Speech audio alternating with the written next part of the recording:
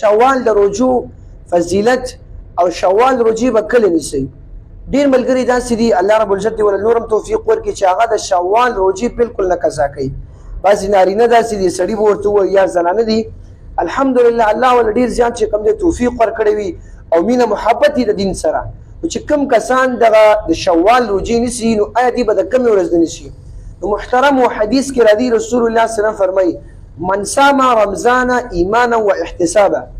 هغه حدیث د رمضان مبارک باره کې راغلی دی چا چې د رمضان روجي ونیولې بیا ورپسې سته من شوال کان کصیام الدهر او شپږ روجي د شوال ونیولې داسې شوه چې دی مسلمان یا دغه زنانه ټولې میاشتې چې کوم دی ټول کال روجي ونیولې. بل حدیث کې راځي لکه ټول زمانې چې کوم دی روجي ونیولې. سبحان الله. نو داسې شوې د شوال شپږ روجي دي. نو شپږ روجو سره الله رب العزت دې انسان نه د 2 میاشتو روجو چې کوم دی اجر ورکوي. سبحان الله.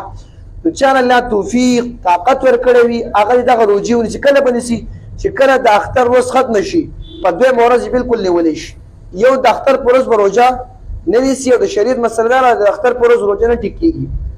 دویمه د وړوکي اختر 2 ورځ نه سټارټ کوي بالکل چې کوم دی صحیح ده. صحیح ده جي د شوال د روجو نو د 2 میاشتو اجر دی. حدیث کې راځي د ټول کال یو 15 او 10 میاشتو د رمضان اجر شو 10 میاشتو الله ورکوي.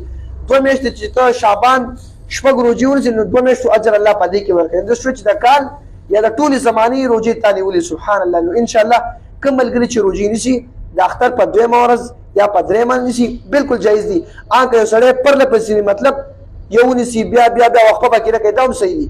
که یو نیسي یو خوري یو نیسي یو خوري بیا هم صحیح یا یو نیسي 2 خوري بیا هم چې کوم دی ټیک ده. نفلي عمل له انشاءالله موږ به کوشش کوو چې موږ یې ونیسو او څومره ملګري چې ما اواز اوري هغه دې ونیسي. الله ډېر اجر ورکوي. الله رب العزت دغه عمل موږ تاسو ته توفیق راکړي. امین ثم امین یا رب العالمین.